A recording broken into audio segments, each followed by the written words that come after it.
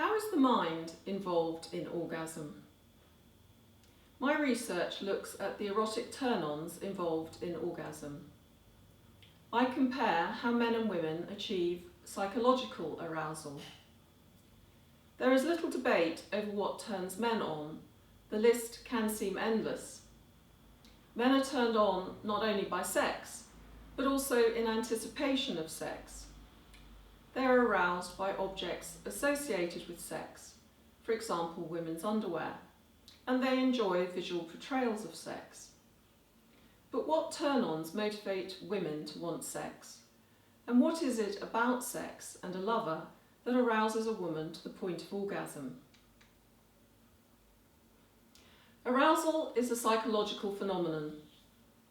We often refer to the physical signs or evidence of arousal, such as increases in lubrication in anticipation of sexual activity, or increases in blood flow to the erectile organ, that is the penis or the clitoris. But sexual arousal is fundamentally a mental state that arises when the mind responds positively to psychological stimuli of an erotic or sexual nature. We get turned on because some aspect of sexual activity appeals, and we like the idea of engaging in similar sexual activity in real life. The sensual and emotional aspects of sex may cause a woman to be more amenable to intercourse, but romance or affectionate companionship and passion or male sex drive cannot cause orgasm by themselves. Even therapists quite seriously tell me that they get aroused by looking into their lover's eyes or by the sound of his voice. This is why women cannot understand why anyone enjoys eroticism.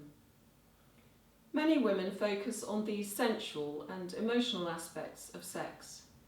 They assume that orgasm arises naturally as part of their sexual relationship. Of course, there is nothing wrong with this, but it leads to confusion for women who know how to masturbate themselves to orgasm. Anyone who knows how to orgasm knows how they get turned on. Orgasm relies on explicitly erotic concepts. Personally, I need to focus on something very explicit, such as the male genitals, male sexual psychology, a man's focus on his erection and his desire for penetration, for example, and the male responses of orgasm and ejaculation. Masturbation alone allows a woman, when alone, to focus on the taboo aspects of sex that she finds arousing enough to reach orgasm. This contrasts with the distractions of heterosexual lovemaking, where a woman needs to respond as a lover during intercourse.